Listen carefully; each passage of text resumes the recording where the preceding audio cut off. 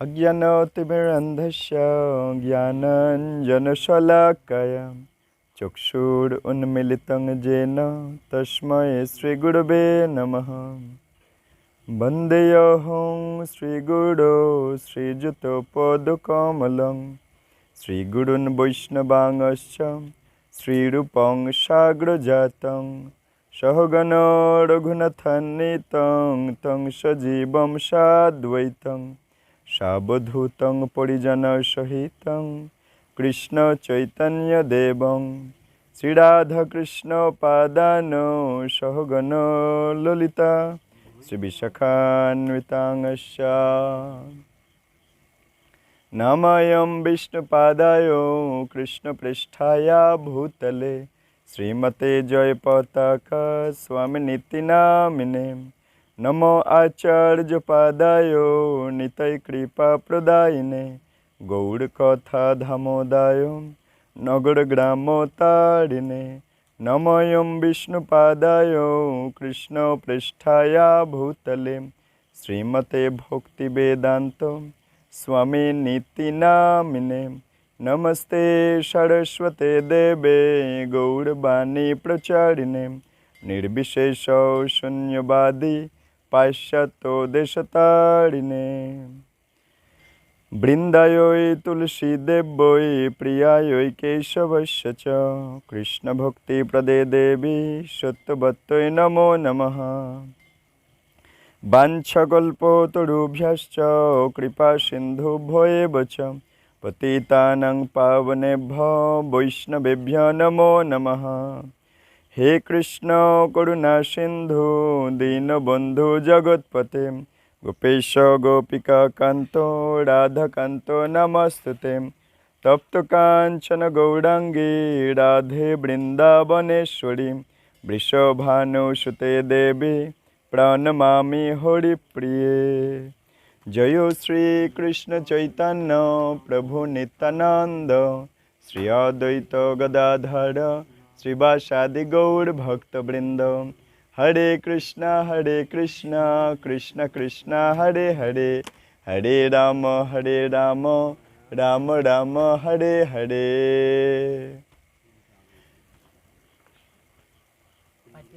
श्री श्री गुरु गौरांग जयत हरि ओम तत्सत हरि ओम तत्सत हरि ओम तत्सत। सर्वाग्रे मदीय पथ प्रदर्शक गुरु शिक्षा गुरु मदीय दीक्षा गुरु श्री श्रीमद जयपताका स्वामी गुरु महाराज तार आतुल श्री चरण कमले ए अधमेर अनंत कोटि भूल लुंठित भक्तिर पुष्पांजलि अर्पण करे तार अहैतुकी कृपा आशीर्वाद भिक्षा प्रार्थना करछि। तत्पश्चात परम गुरुदेव कृष्ण कृपा श्रीमूर्ति श्रील अभय चरण अरविंद भक्तिवेदांत स्वामी श्रील प्रभुपादेर आतुल श्री चरण कमले दंडवत प्रणाम ज्ञापन करे तार अहैतुकी कृपा आशीर्वाद भिक्षा प्रार्थना करछि।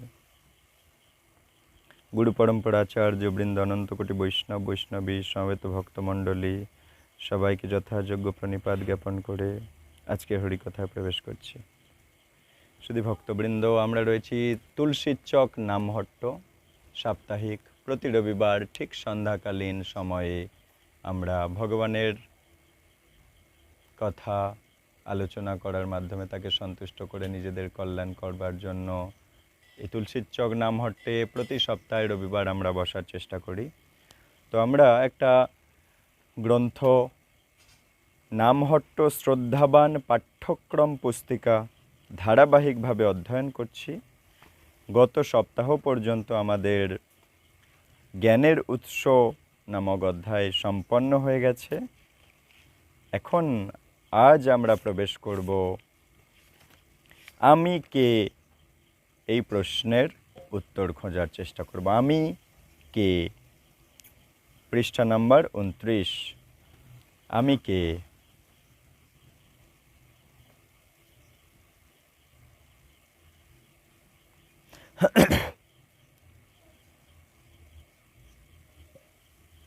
আচ্ছা,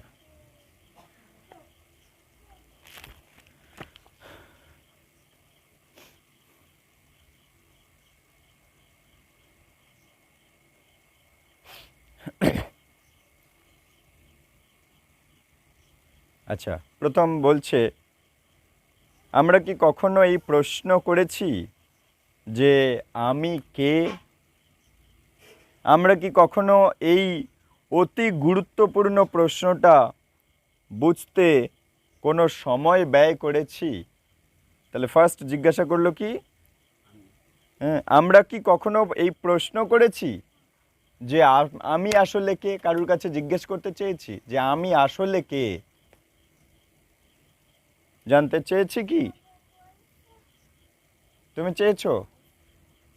জানতে চেয়েছো? কারোর কাছে জিজ্ঞাসা করেছো যে আমি কে, আমাকে একটু বলে দিন?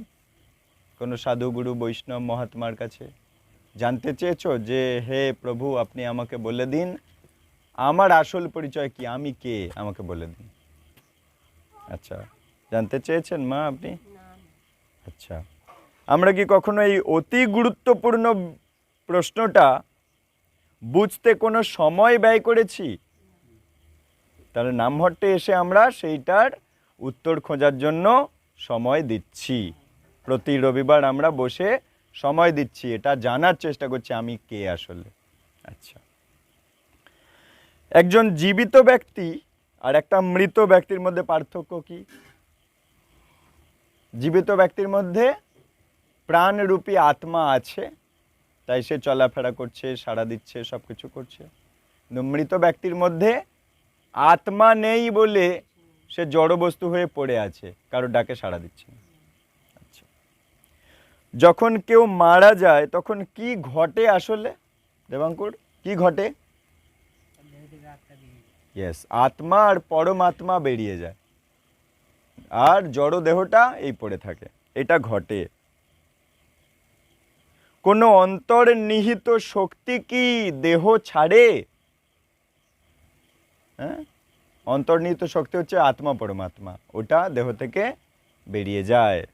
আচ্ছা, উদাহরণস্বরূপ একটা বলছে, মনে করো কোনো চালক, গাড়ির ড্রাইভার ছাড়া কি গাড়ি চলতে পারে না? পারে কি? গাড়ির ড্রাইভার ছাড়া গাড়ি চলতে পারে? আচ্ছা, ঠিক তেমনি কোনো অন্তর্নিহিত শক্তি ব্যতীত কোনো দেহই কার্যকর হয় না।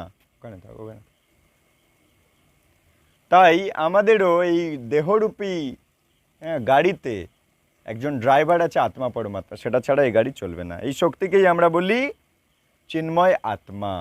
হ্যাঁ, আচ্ছা, আত্মা আর জড়দেহের মধ্যে পার্থক্য কি মা? আত্মা আর এই জড়দেহ এর মধ্যে তফাৎ কি? কি পার্থক্য? আমাদের শরীরে যে আত্মা আছে, যার জন্য আমরা কথা বলতে পারছি, আর এই জড় দেহ, এই দুটোর মধ্যে তফাৎ কোথায়?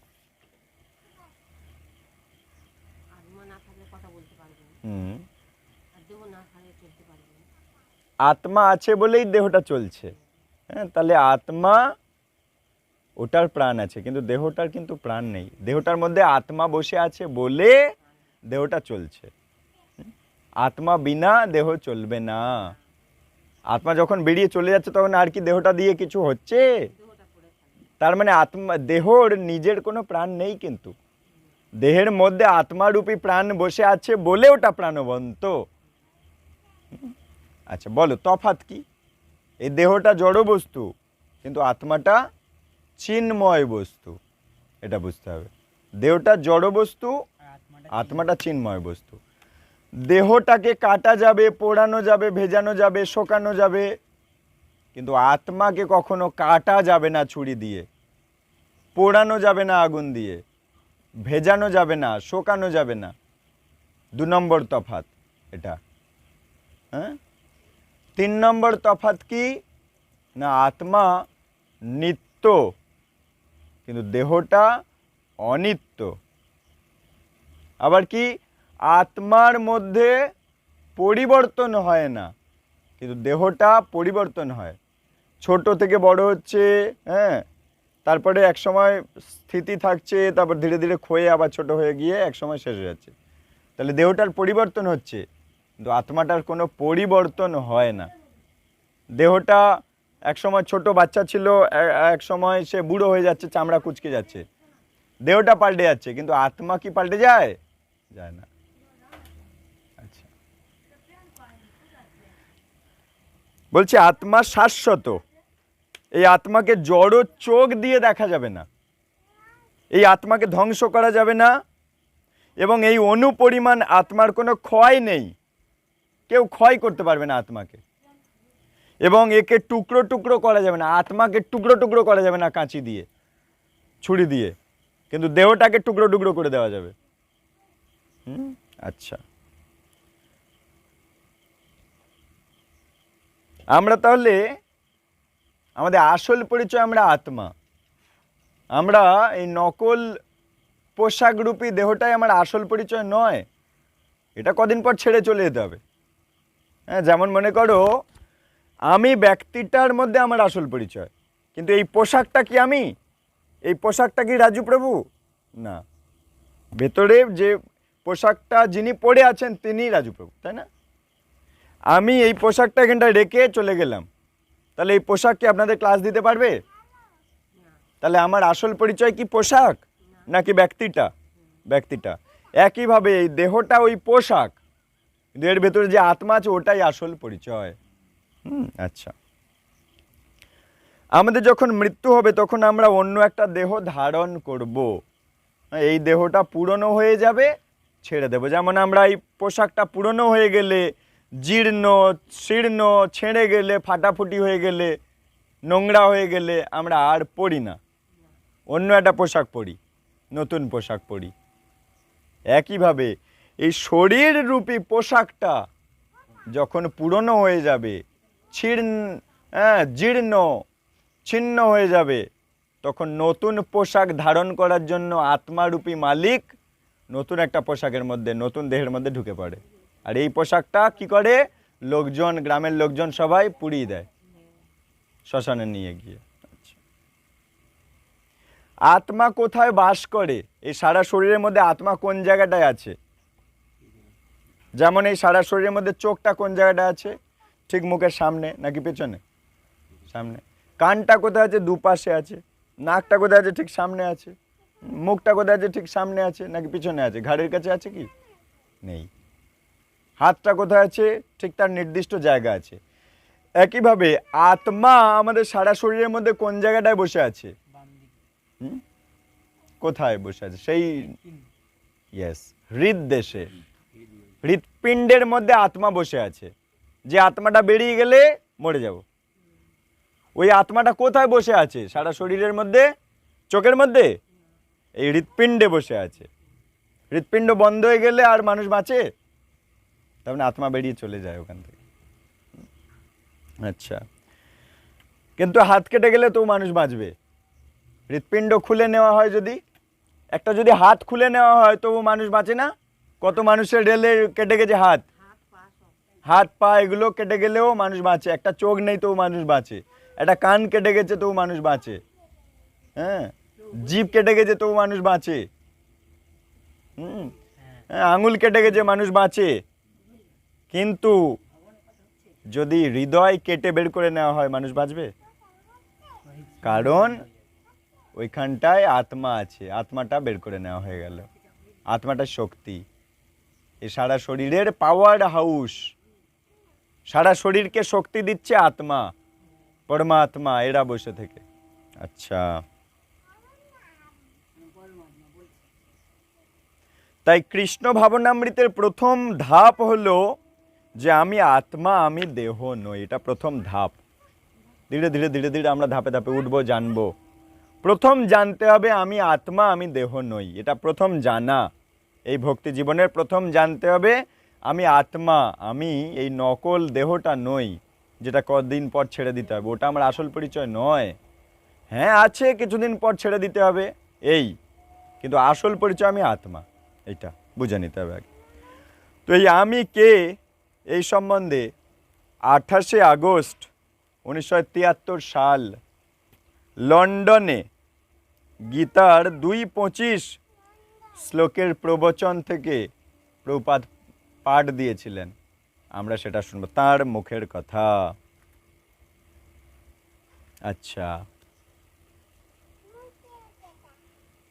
ভক্ত বলছে, অব্যক্ত অয়ম চিন্ত হয়ম বিকার্য হয়মুচ্যতে তস্মাদেবং বিদিত্যৈনং নানু শোচিতুমহর্ষি। শাস্ত্রে উল্লেখ আছে এই আত্মার বিজ্ঞান আমরা পড়াশোনা করছি। গত সপ্তাহে আমাদের হয়ে গেছে জ্ঞানের উৎস, কোথা থেকে আমরা জ্ঞান নেব, যার ফলে খাঁটি জ্ঞান পাব। জগতে কিভাবে অশুদ্ধ জ্ঞান ছড়িয়ে আছে, আমরা বিশুদ্ধ জ্ঞান কোথা থেকে পাব সেই নিয়ে আমরা জেনে গেছি। এখন এই ক্লাসের মূল বিষয় আত্মা সম্বন্ধে পড়াশোনা। আত্মার সম্বন্ধে সব জানবো আমরা। আত্মা আসলে কি জিনিস শোনো। শাস্ত্রে উল্লেখ আছে এই আত্মা অদৃশ্য, মানে তুমি তোমার জড় চোখ দিয়ে দেখতে পাবে না, এত সূক্ষ্ম ওটা। শোনো, মন দিয়ে শোনো, এদিকে ওটা ওর কাজ করো। এই আত্মা অদৃশ্য, ফার্স্ট কথা। দ্বিতীয় কথা, আত্মা অচিন্তনীয়। তুমি চিন্তা করে উঠতে পারবে না আত্মাটা কেমন বস্তু, কেমন দেখতে। কারণ তুমি নিজে দেখতেই তো পাবে না, চিন্তা করবে কি করে? একটা জিনিস দেখলে আমরা তার সম্বন্ধে চিন্তা করতে পারি যে জবা ফুলটা লাল, দেখেছি তাই চিন্তা করছি যে ওটা লাল, তাই না? ওর 5টা পাপড়ি আছে, সামনে থেকে তলায় বৃন্ত আছে, এগুলো আমরা চিন্তা করতে পারি, কিন্তু তুমি আত্মাকে দেখতেই পাবে না। চুলের যে ডগা, সেই ডগাকে 10,000 ভাগ করলে তার 1 ভাগ হচ্ছে আত্মার আয়তন, দেখতে পাবে? চুলের ডগাটাই দেখা কত মুশকিল হয়ে যায়, তাকে 10,000 ভাগ করলে তার 1 টুকরো হচ্ছে আত্মা। ঠিক আছে? তাই এটা অদৃশ্য, অচিন্তনীয়, পরিবর্তনাতীত, অর্থাৎ এর পরিবর্তন হয় না। দেহটা ছোট থেকে, দেহটার কি হচ্ছে? জন্ম হচ্ছে, ধীরে ধীরে বৃদ্ধি হচ্ছে, এক সময় স্থিতি হচ্ছে, তারপরে বংশ বৃদ্ধি করছে, দেহ থেকে আরেকটা দেহ তৈরি হচ্ছে, তারপরে ক্ষয় হচ্ছে, তারপর ধীরে ধীরে মরে যাচ্ছে দেহটা মানে পুরনো হয়ে যাচ্ছে। আত্মা দেহ ছেড়ে অন্য একটা নতুন দেহ ধরে নিচ্ছে, আর এই দেহটা এই পোশাকটা ছেড়ে দিচ্ছে, লোকজন ওই পোশাকটা পচবে, গন্ধ বেরোবে, পুড়িয়ে দেয় শ্মশানে। এটা দেহ একটা পোশাক, আত্মাটা আসল মালিক। ওই আত্মাটার সম্বন্ধে আমরা পড়াশোনা করছি। আত্মাটা অপরিবর্তনীয়, অর্থাৎ পরিবর্তন হয় না আত্মাটার। দেহটার পরিবর্তন হয় কিন্তু আত্মার পরিবর্তন হয় না। ঠিক আছে? নেক্সট, এটা জেনে দেহের জন্য শোক করা উচিত নয়, কারণ এটা একদিন ছাড়তেই হবে, তাই এর জন্য শোক করে লাভ নেই। আমি চাই বা না চাই, এটা ছাড়তেই হবে। তাই যেটা ছাড়তেই হবে, কেউ কোনোদিন আটকাতে পারেনি, এটা রেখে দিতে পারেনি, তাই তার প্রতি শোক না করাই ভালো। আচ্ছা, অতএব কৃষ্ণ প্রথমে অর্জুনকে উপদেশ দিলেন এই বলে যে অশোচ্যানন্য শৌচস্তং প্রজ্ঞাবাদাং ভাষাসে। গীতার 2:11 ভগবান বলছে কি তুমি একজন প্রাজ্ঞ ব্যক্তির মতো কথা বলছো, খুব পণ্ডিতের মতো। অর্জুন অনেক পণ্ডিতের মতো কথা বলে কৃষ্ণকে ভুল প্রমাণ করার চেষ্টা করছিল প্রথমে। তাই কৃষ্ণ অর্জুনকে বলছে তুমি পণ্ডিতের মতো কথা বলছো, কিন্তু যে দেহ গুরুত্বহীন, যে দেহের আসলে কোনো গুরুত্ব নেই, মূল্যহীন এই দেহ, সেই জড়দেহের জন্য তুমি শোক করছো। তাই তোমার ওই পণ্ডিতের মতো কথাবার্তাগুলো মানানসই হচ্ছে না। পণ্ডিতের মতো যুক্তি দিচ্ছ ঠিকই, কিন্তু এই পচা দেহের প্রতি আকৃষ্ট হয়ে আছো, তাই ঠিক তোমার কথার সাথে সামঞ্জস্য হচ্ছে না। নানুশোচতি, অর্থাৎ শোক করো না, এই পচা দেহের প্রতি শোক করো না, কারণ এটা কিছুদিন পর ছাড়তে হবে, আর এটা তোমার আসল পরিচয় নয়। এক সময় তুমি পিঁপড়ের পোশাকে ছিলে, এক সময় তুমি কাঠবিড়ালির পোশাকে ছিলে, এক সময় তুমি এই বেলগাছের পোশাকে ছিলে, এক সময় তুমি মশার পোশাকে ছিলে, এক সময় কুকুর বিড়াল গরু ছাগলের পোশাকে ছিলে, এক সময় আজ তুমি মানুষের পোশাকে আছো, এক সময় স্ত্রী পোশাক, এক সময় পুরুষ পোশাক তুমি ধারণ করেছো। লক্ষ লক্ষ পোশাক তুমি পাল্টে আজ এই যুদ্ধক্ষেত্রে রণাঙ্গনে দাঁড়িয়ে আছো। তার লক্ষ লক্ষ পোশাক তুমি পাল্টেছিলে, শোক করেছিলে, তাহলে আজ তুমি দেহের প্রতি কেন শোক করছো? আচ্ছা, তস্মাদেবং বিদিত্যৈনং, এই শরীর, এই জড়দেহকে নিয়ে বেশি না ভেবে আত্মাকে নিয়ে বেশি ভাবো। অজ্ঞান ব্যক্তিরা কি করছে? জড় দেহটাকে পালন পোষণ করার চেষ্টা করে আত্মাকেই অধঃপতিত করে ফেলছে। কিভাবে? কৃষ্ণ ভক্তি, আত্মা যে কৃষ্ণের দেহের অংশ, আত্মা সম্বন্ধে তো জানলই না। আত্মা কার দেহ থেকে তৈরি তাও জানলো না। আত্মার আসল ঘর কি আর আসল দেহ কি জানলো না। আত্মাকে কি করে এই দেহ, এই জগৎ থেকে বের করা যাবে জানার চেষ্টাই করলো না। সারাদিন দেহে কমপ্লান দিচ্ছে, গ্লুকোজ দিচ্ছে, হরলিক্স দিচ্ছে, এটা দিচ্ছে, ওটা দিচ্ছে, দেহ নিয়েই মাতামাতি করছে। দেহে পন্ডস মাখছে, ক্রিম মাখছে, সাবান দিচ্ছে, দেহ নিয়েই চর্চা করছে। নামটে আর গেলই না, জানলই না, গীতা পড়লই না, আত্মা সম্বন্ধে জানলই না। তাহলে এই দেহ নিয়ে এত মাতামাতি সারা জীবন করলো, রাখতে পারলো কি? এবং আত্মার সম্বন্ধে, আত্মার উন্নতির জন্য কৃষ্ণ ভক্তি করলো না। তাহলে আত্মা কি এই দুঃখের জগৎ থেকে বেরোতে পারবে? পারবে না। তাহলে আত্মা এবারে নিম্ন খোলস পাবে, গাছপালা এই ব্যাঙের খোলস পাবে, নিম্ন খোলস। এখানেই আলোচনা হচ্ছে আত্মার সম্বন্ধে। ব্যাঙও উপস্থিত, প্রেজেন্ট দিচ্ছে ঠোকা মেরে মেরে, আমিও এসে হাজির, কিন্তু বুঝতে পারছে না আমি কি বলতে চাইছি। তাহলে আমি শরীর নিয়ে অনেক মাতামাতি করলাম, অনেক পন্ডস মাগলাম, লিপস্টিক মাগলাম, কিন্তু আত্মা সম্বন্ধে পড়াশোনা করলামই না।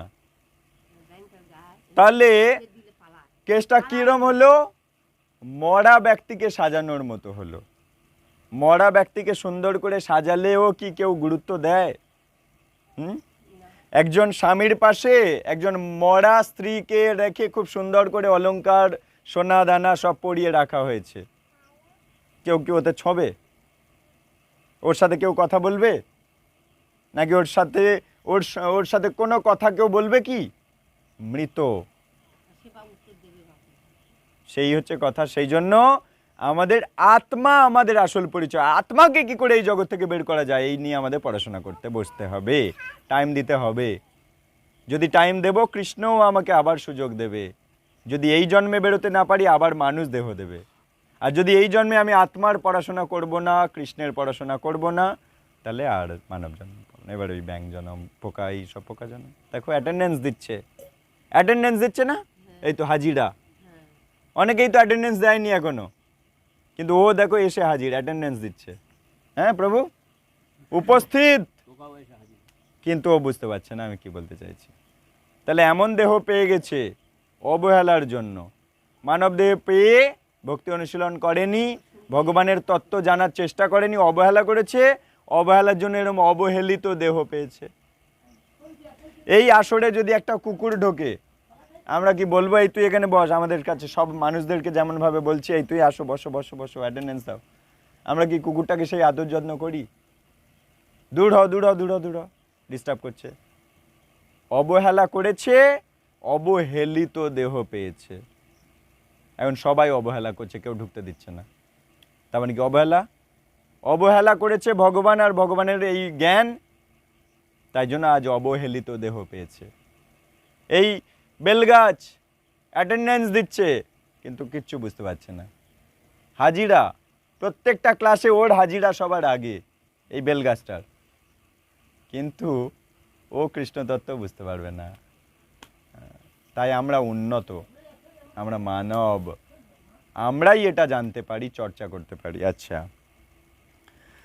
তাই বলছে এই জড়দেহকে নিয়ে বেশি না ভেবে আত্মার বিষয়ে ভাবো। কিন্তু আধুনিক সভ্যতায় ঠিক বিপরীতভাবে জড়দেহ নিয়ে সকলেই ব্যস্ত। আধুনিক সভ্যতায় সবাই জড়দেহ নিয়ে ব্যস্ত। শপিং মলে যাবেন, শপিং মলে যাবেন, যা দেখবেন চারিদিকে সব এই দেহ সম্বন্ধীয় জিনিস। কিন্তু আপনি একটা মন্দিরে যাবেন, সেখানে অনেক জিনিস বিক্রি হচ্ছে। ইস্কন নামক গিফট শপে যাবেন, অনেক জিনিস বিক্রি হচ্ছে, কিন্তু সব আত্মার উন্নতির কাজে লাগানোর জিনিস। যেমন তুলসী মালা, তিলক সেবার মাটি, জপের মালা থেকে শুরু করে কাউন্টার মেশিন থেকে শুরু করে বিগ্রহ আলেখ্য গ্রন্থ থেকে শুরু করে সব কিছু লাখ লাখ রকমের জিনিস আছে আত্মাকে উন্নত করার। আর একটা শপিং মলে গিয়ে দেখবেন সেখানে শুধু এই জড় খোলসটাকে সাজানোর ব্যবস্থা। তফাৎ বুঝে নেও। আচ্ছা, কৃষ্ণ বলছে আত্মা অবিনশ্বর, মানে কেউ নাশ করতে পারবে না, আত্মাকে কেউ কখনো মেরে ফেলতে পারবে না। জড়জগতে ব্যক্তিরা কি করছে, কারুর ওপরে কারুর রাগ হলো, দেহটাকে ছুরি দিয়ে কেটে দিল, টুকরো টুকরো করে দিল, কিন্তু আত্মাটাকে কি কাটতে পারবে ছুরি দিয়ে? পনির কাটার মতো? আত্মাকে পনির কাটার মতো কাটা যাবে না। ঠিক আছে, আত্মা অবিনশ্বর, আত্মার নিত্য, আত্মা কখনো মরে না। সুতরাং তস্মাদ এবং বিদিত্যা, এই কথা জেনে বুঝে এই দেহ নিয়ে কোনো অনুশোচনা করো না।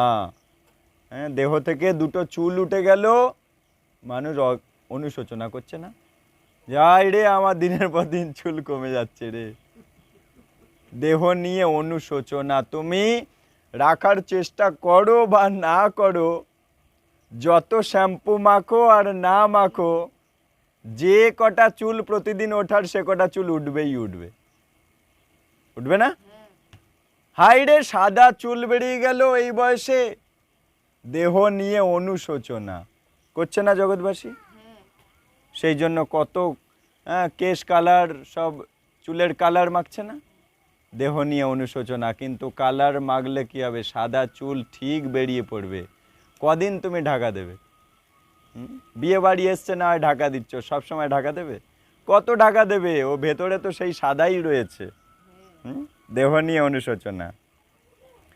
হায়রে তুই এত রোগা হয়ে গেলি। জড়জাগতিক অজ্ঞান ব্যক্তিরা দেখা হলেই বলে না, তো শরীরটা দিনকে দিন শুকিয়ে গেল, শরীর নিয়েই সবাই মেতে গেছে গোটা বিশ্ব, আত্মাকে কেউ বোঝার চেষ্টা করছে না। খুব গুটি কয় ব্যক্তি যারা নামমঠে আশ্রয় নেয়, তারা আত্মাকে নিয়ে চিন্তা করছে যে আত্মাকে কি করে বের করব। আত্মা খোলস নেবেই, হয় পোকামাকড়, নয় মানুষ, নয় গাছপালা, কিছু না কিছু। কিন্তু আত্মাকে কি করে উন্নত করা যায়, উন্নতির দিকে নিয়ে যাওয়া যায়, সমস্ত শাস্ত্র আমাদের এই আত্মাকে উন্নতি করার জন্য কথা বলছে। আর যে শাস্ত্র পড়াশোনা করে না, সে দেহকে উন্নত করার জন্য চেষ্টা করছে নিরন্তর, কিন্তু রাখতে পারবে না, একদিন ধসে পড়বেই। আচ্ছা, আত্মাই হলো প্রকৃত নিত্য বস্তু। অতএব দেহের বিষয়ে ব্যস্ত চিন্তিত না হয়ে আত্মার প্রতি যত্নশীল হতে হবে। আত্মাকে উন্নত করা যায় কি করে? আত্মাকে এই দেহের মাধ্যম দিয়ে কৃষ্ণ ভক্তি করিয়ে নিতে হবে। কি বললাম? আত্মাকে যদি উন্নত করতে চাই, আত্মাকে যদি ধনী বানাতে চাই, যেমন ওই গোবর পোকাটার আত্মাটা দরিদ্র আত্মা, তাই জন্য ও আজ ওইরকম অবহেলিত খোলস পেয়েছে। আমি মানুষ খোলস পেয়েছি, মানে আমার আত্মাটা ধনী আত্মা, তাই মানুষ দেহ পেয়েছি। হ্যাঁ, সুকর্ম জমা হয়েছে, পূর্ব জন্মের কর্ম আমার আত্মাকে আজ উন্নত মানব দেহ, এই সনাতন শিক্ষা দিচ্ছে। আর ওর আত্মা দরিদ্র আত্মা, ও কৃষ্ণ সঙ্গ করলে আবার উন্নত হবে। ওকে যদি কৃষ্ণ প্রসাদ দেওয়া হয়, আবার উন্নত দেহ পাবে। হ্যাঁ, তাহলে কৃষ্ণ সঙ্গ, এই আত্মা এসেছে কৃষ্ণর দেহ থেকে। মমই বাংশ জীব লোক জীব ভূত সনাতন। মমই বাংশ মানে কৃষ্ণ বলছে আমার দেহের অংশ, মমই মানে আমার, মমই বাংশ অংশ, হ্যাঁ, মমই বাংশ জীব লোক জীব ভূত সনাতন। জীব আত্মা আমার দেহের অংশ, এই জীবাত্মা সনাতন, অর্থাৎ তাকে কখনো নষ্ট করা যায় না। তাহলে কৃষ্ণ এমন একটা জিনিস, এই আত্মা এমন একটা জিনিস, এটাকে বানিয়েছে কৃষ্ণ, যেটাকে কেউ কখনো মেরে ফেলতে পারবে না। আচ্ছা, সেই আত্মা যার থেকে তৈরি হয়েছে, দেহর দ্বারা যদি তার সঙ্গ করাবো, আত্মা ধীরে ধীরে ধনী হবে। আর যদি এই দেহ দিয়ে সেই আত্মার উৎস কৃষ্ণর থেকে দূরে দূরে রাখা করাবো, তাহলে আত্মা ধীরে ধীরে দরিদ্র হয়ে যাবে। তখন সে গাছপালার দেহ, পশু পাখির দেহ এগুলো পাবে। দরিদ্র দেহ, দরিদ্র ঘর। মালিক খুব যদি পয়সাবান হয়, সে রাজমহলে থাকে, অট্টালিকায় থাকে, বাংলোয় থাকে, ধনী মালিক। আর মালিক যদি দরিদ্র হয়, পাতার কুটির করে থাকতে বাধ্য। একইভাবে ওইগুলো সেই পাতার কুটির। ওই বাড়ির মালিক যে আত্মা, সে দরিদ্র আত্মা। তাই আজ ফড়িং পোকা হয়ে ঘুরে বেড়াচ্ছে, কেন্ন পোকা হয়ে ঘুরে বেড়াচ্ছে, দরিদ্র আত্মা। কিন্তু তাকেও যদি আমি কৃষ্ণ মন্ত্র শোনাই, তাহলে ও এই ফড়িং দেহটা যখনই ছাড়বে, তারপর আরো উন্নত দেহ পাবে, একসময় মানব দেহ পাবে। তারপর এই শাস্ত্র সঙ্গ, সাধু সঙ্গ করে বুঝতে পারবে যে আমার আসল পরিচয় তাহলে কি। খুবই গুরুত্বপূর্ণ আলোচনা। তাই বলছে শরীরের সুখ দুঃখ আনন্দ বেদনা আসবে, আবার চলে যাবে ঠিক সময় এলে। যখন আনন্দ আসার, যে কদিন স্থায়ী থাকার স্থায়ী থাকবে, আনন্দ যখন কেটে পড়ার কেটে পড়বে, ঠিক টাইম তুমি আটকাতে পারবে না। দুঃখ যখন আসার আসবে, যখন চলে যাওয়ার ঠিক চলে যাবে, তুমি আটকাতে পারবে না। রোগ যখন আসার আসবেই, তোমার ফোঁড়া কখন বেরোবে তোমায় বলে বেরোবে? ওই ফোঁড়া এসে তোমায় দুঃখ দেবে, আর যখন দুঃখ শাস্তি পাওয়ার সময় শেষ হয়ে যাবে, তখন ও ঠিক চলে যাবে। তুমি চাইলেও যাবে, না চাইলেও চলে যাবে ওই ফোঁড়া। যে কোনো দুঃখ একইভাবে, যে কোনো রোগ একইভাবে, যে কোনো সুখ দুঃখ রোগ আনন্দ সব কিছু একইভাবে ঘটনা ঘটছে। এরা পর্যায়ক্রমে জীবনে আসবে, আবার চলে যাবে। তাই বলছে শরীরের এইগুলো আসবে যাবে। তোমাকে শিখতে হবে কিভাবে শারীরিক সুখ আর আনন্দকে, শারীরিক দুঃখ সম্মান অপমানকে কি করে সহ্য করতে হয়, তোমাকে শিখতে হবে।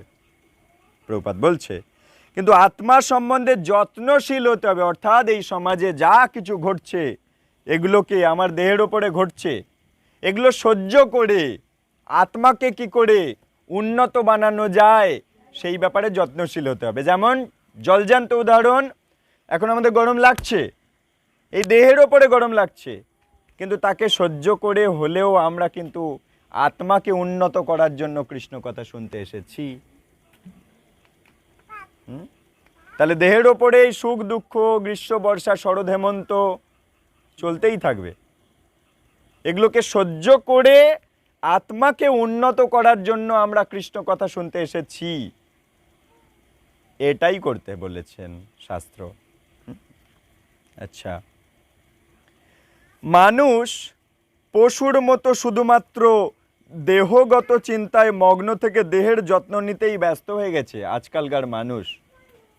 স্কুল কলেজে শাস্ত্র পড়াশোনা করানো হয়নি তো, সেই জন্য আজকালকার মানব সমাজ কি করছে, ওই পশুরই মতো শুধুমাত্র দেহগত চিন্তায় মগ্ন থেকে, পশুরা খালি দেহের চিন্তা ছাড়া আর কিছু বোঝে না। যেমন একটা বিড়াল কখন খাবো, কখন ঘুমাবো, কখন বংশবৃদ্ধি করব, এছাড়াও কিছু বোঝে না। যে পাশে নামট্য হচ্ছে যাই, ভগবানের কথা হচ্ছে যাই শুনে আসি, ও সব বোঝে না। আর মানুষ সে উন্নত বুদ্ধিমত্তা সম্পন্ন, সেও যদি ওই কেবল পশুর মতো কি খাবো, কোথায় ঘুমাবো, কি করে বংশবৃদ্ধি করব, এই নিয়েই যদি চিন্তা করে সারাটা জীবন কাটিয়ে দেয়, তাহলে এরপর আর মানব জন্ম পাবে না। কারণ ও মানুষ হয়েও পশুর মতোই কাটিয়ে দিল, তাই আর মানব জন্ম পাবে না, পশু দেহ এবারে নাও তাহলে।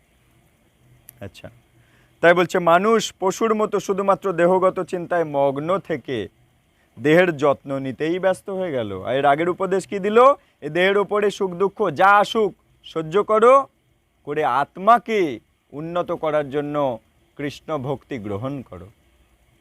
আত্মা সম্বন্ধে তাদের কোনো তথ্য জানা নেই, যেমন বিড়ালটা, যেমন কুকুরটা। আত্মা সম্বন্ধে কিছুই ওরা জানে না। হ্যাঁ, যেমন এই মশা, মাছি, টিকটিকি, ব্যাঙ, এরা আত্মা সম্বন্ধে কিছুই জানে না। তাই আত্মাকে উন্নত কী করে করতে হয় তাও জানে না। কিন্তু আমরা মানুষ, আমরা জানি। এবং তার কিভাবে যত্ন নিতে হয় তাও বলতে পারে না। হ্যাঁ, যেমন ওই বাচ্চাটা এখন কি আত্মার যত্ন নেওয়ার জন্য কিছু করছে? কিন্তু আমরা বুঝতে পারছি যে আত্মার যত্ন নিলেই কৃষ্ণ তত্ত্ব জানলে আত্মা ধীরে ধীরে উন্নত হবে, ধনী হবে। কিন্তু ওই বাচ্চাটা এখন নির্বুদ্ধি, ও কিছু বোঝে না, তাই আত্মার উন্নতির জন্য কাজ করছে না। আর যারা যারা এই হরিকথা শুনছে না তারাই ওই রকমই নির্বুদ্ধির কাজ করছে। অর্থাৎ নিজের আত্মাকে উন্নত করার সুযোগ বাড়ি বয়ে এসেছে কিন্তু নিচ্ছে না। এইগুলো আমাদের বুঝতে হবে। গ্রামে বয়ে এসেছে কিন্তু নিচ্ছে না, অবহেলিত। ওই অবহেলার জন্য কী হবে? ওই অবহেলার ফাঁকে নিজেই পড়বে। ফড়িং, টিকটিকি, মশামাছি এইসব হয়ে যাবে। নিম্ন মনুষ্যেতর দেহ পেয়ে যাবে এরপরে। আচ্ছা, তাই কেন এরা অবহেলা করছে? কারণ আত্মা সম্বন্ধে কোনো তথ্য ওদের জানা নেই। আত্মা সম্বন্ধে কিছু জানে না, আত্মাকে কি করে উন্নত করতে হয় জানে না, সেই জন্য অবহেলা করছে। আচ্ছা, তাই কিভাবে আত্মার যত্ন নিতে হয় তাও বলতেই পারছে না, তাই তারা আত্মার যত্ন নিচ্ছে না। আধুনিক সভ্যতার এই হলো শোচনীয় অবস্থা। প্রভুপাদ বলছে আধুনিক সমাজের এটাই শোচনীয় অবস্থা, মানে খুব দুঃখের কথা এটা। এই সভ্যতা পশু সভ্যতা, অবহেলার সভ্যতা, আত্মা সম্বন্ধে অবহেলার সভ্যতা। পশুরা কেবল তাদের দেহকে কেন্দ্র করে যত্ন নেয়, তারা আত্মা সম্বন্ধে কোনো তথ্যই জানে না। আত্মাকে এই যে হরে কৃষ্ণ শোনানো, আত্মাকে উন্নত করা হচ্ছে, আত্মা ধনী হচ্ছে ধীরে ধীরে। যতগুলো হরে কৃষ্ণ মহামন্ত্রের মালা রাউন্ড করব, এই কর্ণের মাধ্যম দিয়ে স্থূল শরীর ভেদ করে সূক্ষ্ম শরীর মন বুদ্ধির ভেদ করে তার ভেতরে যে আত্মা রয়েছে সেই আত্মা উন্নত হচ্ছে ধীরে ধীরে। এরপর উন্নত ভক্ত ঘরে জন্ম হবে, উন্নত ব্রাহ্মণ পরিবারে জন্ম হবে, ধনী ব্যবসায়ী পরিবারে জন্ম হবে। এ হচ্ছে আত্মাকে উন্নত করার পন্থা। কৃষ্ণ সঙ্গ, কৃষ্ণ নাম জপ, কৃষ্ণের লীলা শ্রবণ, কৃষ্ণের প্রসাদ সেবন, কৃষ্ণের ভক্তদের সঙ্গ করা, কৃষ্ণের কথা অমৃত এই গীতা অধ্যয়ন করা, কৃষ্ণের লীলা, পুরুষোত্তম শ্রীকৃষ্ণ কৃষ্ণের লীলাগুলো চিন্তন করা। কৃষ্ণর সঙ্গ যত করবে সেই আত্মা তত তাড়াতাড়ি ধনী হয়ে যাবে। তাই জন্য আমাদের হাতে সবার 24 ঘন্টা, কিন্তু যে যত বেশি কৃষ্ণ মধ্যে ডুবে আছে ভাবনাতে, কৃষ্ণ ভাবনাতে যে যত বেশি ডুবে আছে সে তত তাড়াতাড়ি তার আত্মাকে ধনী বানাচ্ছে। যেমন আমি ধনী দরিদ্রতাটা বোঝালাম, যেমন এই ফড়িংয়ের আত্মাটা দরিদ্র আত্মা, হ্যাঁ, কিন্তু আমাদের আত্মাটা আজ ধনী আত্মা। আচ্ছা, পশুরা কেবল তাদের দেহকে কেন্দ্র করে যত্ন নেয়, তারা আত্মা সম্বন্ধে কোনো তথ্য জানে না। এই জন্যই এই সভ্যতাকে পশু সভ্যতা বা মূঢ় সভ্যতা বলা হয়েছে। বর্তমানে যে কলিযুগের যে সমাজ, এটাকে বলে মূর্খ সমাজ। মূঢ় কথাটার অর্থ হলো পশু বা গাধা, পশু সমাজ বা গাধা সমাজ। গাধা কি বুদ্ধিমান না বোকা? বোকা সমাজ। এই কথা শুনে মানুষেরা সাধারণত ক্রুদ্ধ হবেন, কিন্তু বাস্তব সত্য এটা। সাধারণ মানুষেরা এটা শুনে রেগে যাবে, কিন্তু এই হলো প্রকৃত অবস্থা। আমি বহুবার এই শ্লোকটার ব্যাখ্যা করেছি। যশাত্ম বুদ্ধি কুনপে ত্রিধাতুকে, আত্মা মানে নিজের, আত্মবুদ্ধি অর্থাৎ দেহটাকে নিজের মনে করা, দেহটাকে নিজের বলে মনে করা, এটা সবচাইতে বড় অজ্ঞানতা। এই দেহটা আমাদের নয়, কিন্তু দেহটা হচ্ছে একটা ভাড়া বাড়ি। ভাড়া বাড়ি ব্যাপারটা কেমন না, ভাড়া বাড়িতে ভাড়াটিয়া থাকে ঠিকই, কিন্তু ভাড়া ওই বাড়িটা কিন্তু মানে যে বাস করছে তার নয়। সে এখন ঢুকেছে, মালিক আবার অর্ডার করলে তাকে বেরিয়ে যেতে হবে, কারণ বাড়িটা আসলে মালিকের, যে ওর মধ্যে বাস করছে তার কিন্তু নয়। একইভাবে এই ভাড়া বাড়িতে বর্তমানে আমার আত্মা বাস করছে। কৃষ্ণ আমার আত্মাকে এই বাড়িতে বাস করার সুযোগ দিয়েছে, যে এই বাড়িটাকে ব্যবহার করে তুমি তোমার আত্মাকে উন্নত করো, একটা সুযোগ দিলাম। কিছুদিন পর কৃষ্ণ নোটিশ পাঠিয়ে দেবে। কেমন নোটিশ? ধীরে ধীরে আমার বাতের ব্যথা বাড়বে, রোগ শোক বাড়বে, চামড়া কুঁচকে যাবে, চোখের জ্যোতি কমে যাবে, কানের জ্যোতি কমে যাবে, হ্যাঁ, স্মৃতিশক্তির জ্যোতি কমে যাবে। মানে ওগুলো নোটিশ দিচ্ছে যে এবারে বাড়ি ছাড়তে হবে। বোঝা যাচ্ছে পরিষ্কার? নোটিশ দিচ্ছে কৃষ্ণ যে তোমার সময় ফুরিয়ে আসছে, এবারে এই বাড়ি ছাড়তে হবে। 60 বছরের জন্য এই বাড়িতে তোমার আত্মাকে উন্নত করার জন্য সুযোগ দিয়েছি। এবারে তুমি বোঝার চেষ্টা করো, তোমার বাড়ি ছাড়ার টাইম হয়ে আসছে। সিগন্যাল পাঠাচ্ছে, নোটিশ পাঠাচ্ছে। যেমন আদালত থেকে নোটিশ পাঠায় না, ডিক্রি জারি করে না, হ্যাঁ, অর্ডার পাঠায়, একই জিনিস। এক সময় রেড নোটিশ চলে আসবে, আমাকে একদম ফাইনালি ঘর ছেড়ে দিতে হবে। আর যদি বলি আমি থাকতে চাই থাকতে চাই থাকতে চাই, মালিক আর কথা শুনবে না। যার ঘর তাকেই ফেরত দিয়ে দিতে হবে। নোংরা করে দিচ্ছি ঘরটা, এই নোংরা ঘর হলেও তার ঘর তাকেই ফেরত দিতে হবে। এই নোংরা ঘরকে আবার কি করে নতুন করে বানিয়ে নিতে হয় কৃষ্ণ সেটা খুব ভালো করেই জানে। কৃষ্ণ এই সমাজের সমস্ত ব্যক্তিদেরকে ডাকা করিয়ে এই দেহটা শ্মশানে নিয়ে গিয়ে পুড়িয়ে আবার ছাই ভস্য করে প্রকৃতিতে মিশিয়ে দিয়ে আবার নতুন দেহ বানিয়ে ফেলবে। কৃষ্ণ জানে কি করে নোংরা ভাঙা চোরা ঘরটাকে আবার নতুন ঘর বানিয়ে দিতে হয়। কৃষ্ণ জানে আবার এই প্রকৃতিতে মিশিয়ে দেবে ওই দেহ, দিয়ে আবার নতুন বানিয়ে দেবে দেহটা। ঠিক আছে? তাই যার জিনিস তাকে দিয়ে দিতে হবে। তাই কিন্তু তাহলে ভাড়াটিয়া যে থাকছিল ঘরে, এখন সে যদি মনে করে আমি বাস করছি মানে ঘরটা আমার হয়ে গেল, তাহলে এটা কি ভদ্রতা? না এটা সভ্যতা? না এটা শিক্ষা? যে মালিক তাকে বলেছে ঠিক আছে তুমি 10 বছরের জন্য ঘরে থাকবে, যে ঘরে বাস করছিল সে এখন দাবি করছে ঘরটা আমার, তাহলে কি এটা সভ্যতা, ভদ্রতা? তাহলে মালিক কি করবে? থানা পুলিশ করবে, পুলিশ পাঠিয়ে দেবে, দিয়ে তাকে আদালতে ডিক্রি জারি করে তার ঘর থেকে ঘর ছাড়া করে দেবে। একইভাবে যার জিনিস তাকে দিয়ে দিতে হবে। কিন্তু আমি যদি বলি এটা আমার, এইটাই অভদ্রতা। তাহলে আয়নার সামনে গিয়ে খুব ভালো করে মুখ দেখা হচ্ছে এটা আমার দেহ, গন্ডগোল ওই জায়গাটায়।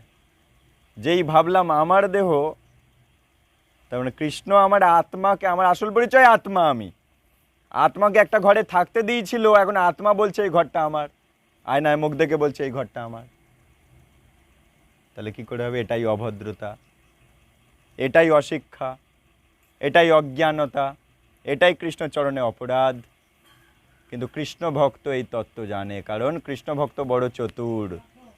সে জানে কৃষ্ণ আমাকে সুযোগ দিয়েছে আমার আত্মাকে উন্নত করার, তাই উন্নত একটা ঘর উপহার দিয়েছিল। 60 বছর, 70 বছর, 40 বছর ওই ঘরে থাকো, আর এই ঘরটা দিয়ে জপ করো, গীতা পড়ো, ভগবানের সঙ্গ করো, সাধু সঙ্গ করো, আরতি করো, প্রসাদ সেবা করো, ভক্তি অনুশীলন করো, নিজেকে উন্নত করো, নিজের আত্মাকে উন্নত করো।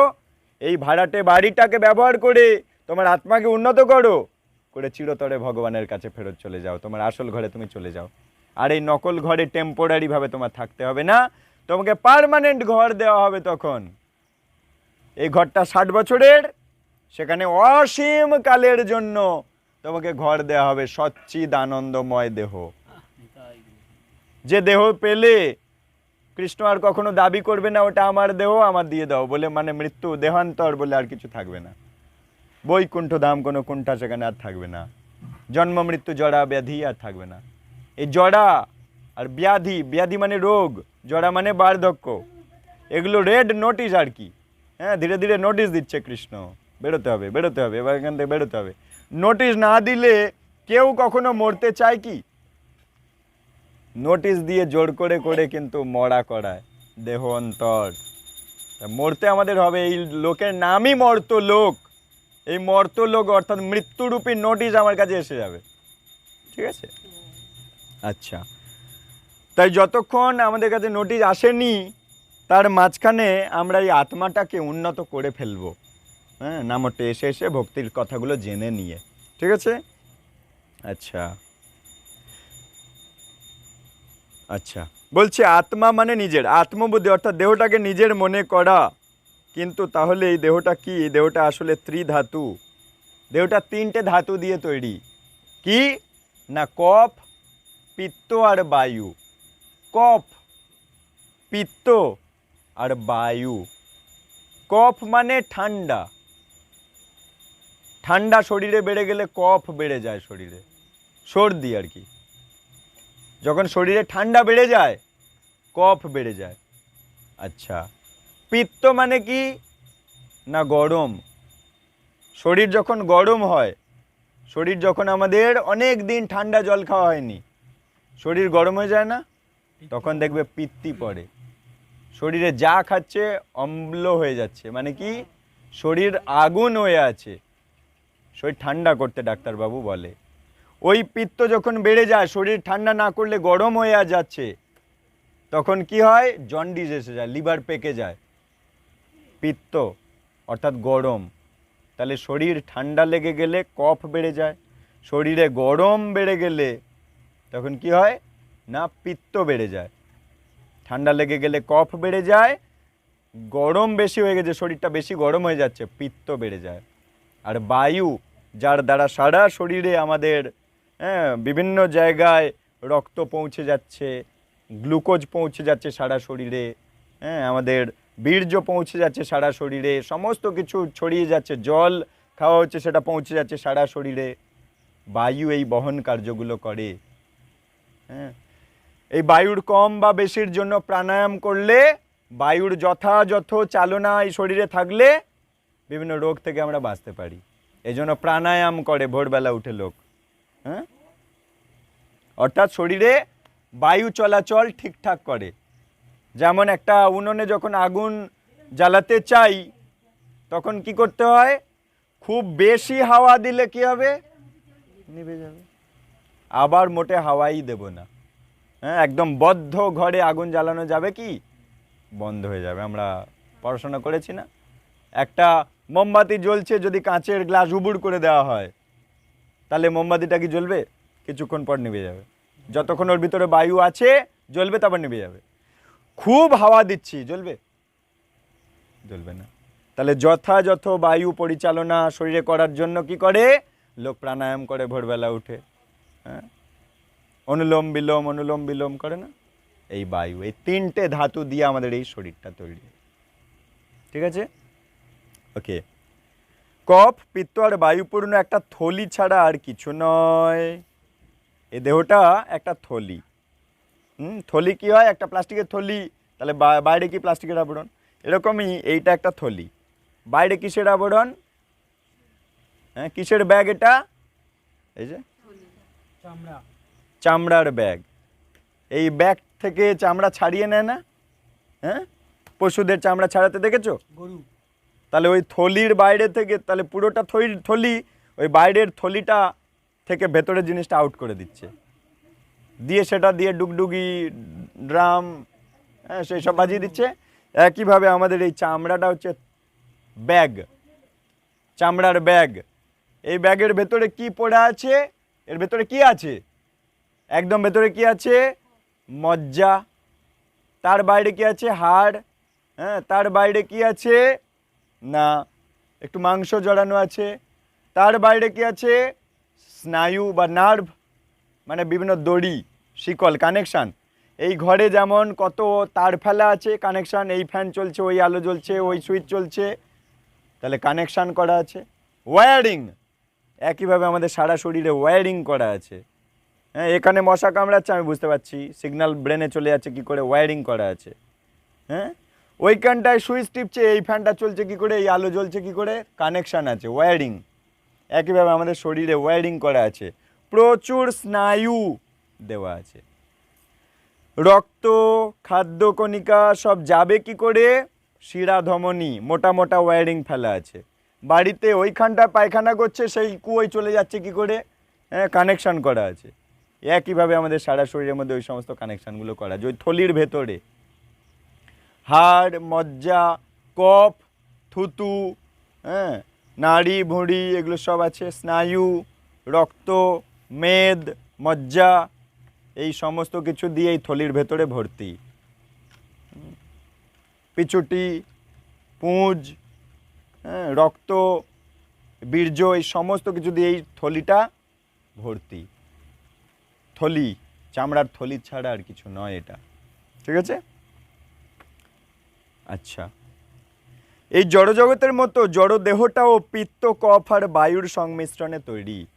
যেমন এই গরমকালে গরম বেশি, তার মানে এই প্রকৃতিও পিত্ত বেশি, প্রকৃতিতে পিত্ত বেশি মানে গরম বেশি। এখন গরম আমরা ভোগ করতে বাধ্য হচ্ছি।